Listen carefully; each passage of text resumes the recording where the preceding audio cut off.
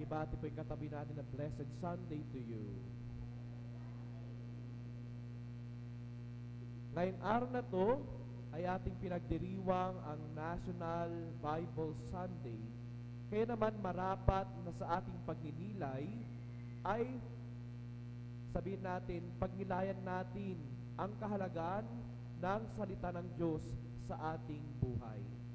Sa ating mga pagbasa ngayong araw na to, napakinggan naman po natin sa ating first reading at sa ating responsoria psalm ng salita ng Diyos ang pinagmumulan ng lakas at pinagmumulan ng buhay po natin. That the Word of God is the source of life and strength, especially for us Catholics. Pero may tatlo po akong tanong ngayong araw na ito. Sino po sa atin ang mayroong Biblia sa kanilang mga tahanan? Very good. Second question po. Sino po sa atin ang nagbabasa ng Biblia? Raise your hands. Wow, kumonti na. Panghuli, sino po sa atin ang nakabasa na mula Genesis hanggang Revelation? Raise your hands. Naku, parang wala na.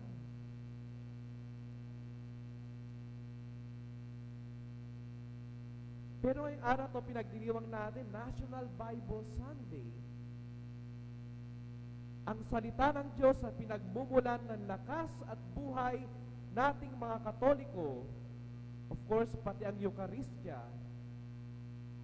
Pero paano natin mararamdaman yung kahalagaan ng salita ng Diyos na ito'y pinagmumulan ng buhay at lakas natin kung mismo tayo na merong Biblia sa ating mga tahanan na hindi natin mabuksan at hindi natin mabasa? How can we claim, just like in our first reading, na yung mga nakinig kay Ezra na nagpahayag mula sa kautusan ng salita ng Diyos, sila mismo ay napaiyak.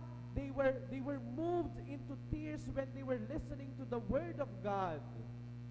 Paano natin mararamdaman yung ganong pakiramdam kung sa simula pa lang ay wala na tayong pahalaga o wala na tayong time para buksan ang ating mga Biblia sa ating mga tahanan? Siguro yung iba sa atin nandun lang sa isang sulok, dekorasyon, puno na ng alikabok. O kaya naman sa mga kabataan, mabubuksan lang yon kapag merong assignment sa religion. Mabubuksan ko, saan kaya mahanap to? Pero meron ba talagang nakalaan na oras para sa pagbabasa ng Biblia? Kapag Reels ang usapan, naku, kahit ilang oras kang mag-scroll sa Facebook, wow, Reels. Kung ilang series man yan sa Netflix, naku, talagang pupuyatan mo pa para matapos mo na yung series na pinapanood mo. O kung panood ng TikTok, ay naku, ganun din. Umaabot ng napakaraming oras para makapanood ng mga masasayang mga videos. Pero kapag usapan na, ilang minuto ang ginugol mo para basahin man lang ang isang stanza ng Biblia, ilan kaya sa atin ang nagbabasa? Konti? Siguro sabihin mo, siguro kapag malapit na akong mamatay, kapag uga-uga na ako, doon na lang magbabasa ng Biblia para yun na yung libangan ko. Hindi eh. Buhay dapat natin to bilang mga Katoliko. Buhay dapat natin to bilang mga naniniwala sa Panginoong Hesukristo. Ang basahin ang napakagandang istorya ng kaligtasan po natin. And that's why as we start this new year, no? January pa lang, malapit na palang mag-February, it's not yet too late, no? Para palagan natin at bigyan natin ng tamang oras ang pagbabasa sa Biblia. Bakit? Kasi once we read it, and then we believe it, that's the only time that we can also apply it in our daily lives. Kasi nga sinasabi sa atin, di ba, read the Bible, open it, understand it, and after you understand, apply it in your daily lives. Pero kung sa unang-una pa lang wala ng pagbabasa ng Biblia, ano yung isa sa buhay natin? Of course, we come here, we read, we listen to the gospel, meron pero iba pa rin yung meron kang sariling debosyon sa pagbabasa sa kabanal-banalan, sa Word of God na ito. Iba pa rin yung pakiramdam when you have the devotion also to read it on your own. Para nasusundan mo, para meron ka rin sariling, yung journey, pagtahak, pagsunod sa kwento ng kaligtasan natin. Pero yung pagbuklat pa lang, wala ng energy, wala talaga. That's why, I also admire other religions because hawak-hawak nila, yun yung buhay nila. They read really the Bible, the Holy Bible. Of course, we are not encouraged to memorize, Hindi naman tayo in-encourage na i-memorize mo yan. Hindi Basta basahin mo lang, basta naunawaan mo, nasundan mo, at yun yung nagiging source mo ng lakas. I think yun yung pinapahiwatig ngayong araw na ito.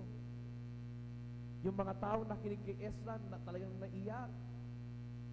Nung pagkatapos binasa ni Jesus sa sinagoga, yung mula sa kasulatan, nakatitig lang sila sa kanya. Why? Because they listened so carefully and they were moved because of their careful listening to the Word of God. Ngayon kasi parang wala na Parang irrelevant na yung pagbabasa ng Biblia. Well, all the more dapat, because of our technology, all the more dapat na meron tayong time para makapagbasa nito. You can download apps ngayon, left and right. There are many Holy Bible applications and we can just read it there. Pero wala pa rin, may kulang pa rin yung effort natin.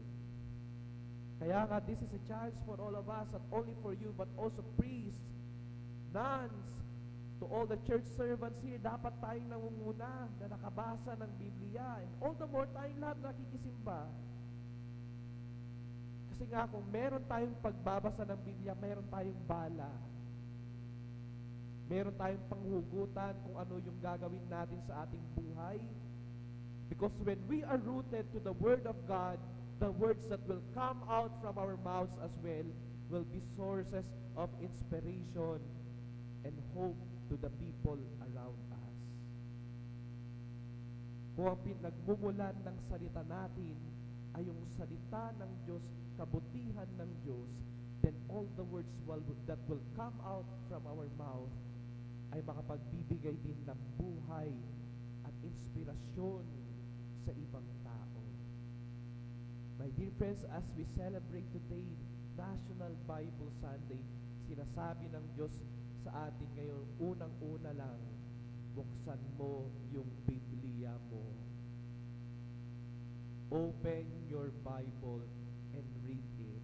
At maging parte ng resolution mo ngayong 2025. Lord, help me and give me the discipline so that I can offer a little time every day to read your word. And more than that, that I can apply it on how I relate with other people sa buhay ko. Kaya ba natin yon? Kaya. Ang kailangan lang talaga yung discipline at yung gusto mo talaga dapat, You need really to want to read the Word of God. And so that when you read it, di lang tulad ng mga istorya yan we gain so much from it at yun yung ipabahagi natin sa ating kapwa. Sa last part ng ating ebanghelyo, sinabi ni Jesus, natupad ngayon ang bahaging ito ng kasulatan samantalang nakikinig kayo. Sinabi niya na, today, these words that I've read from the law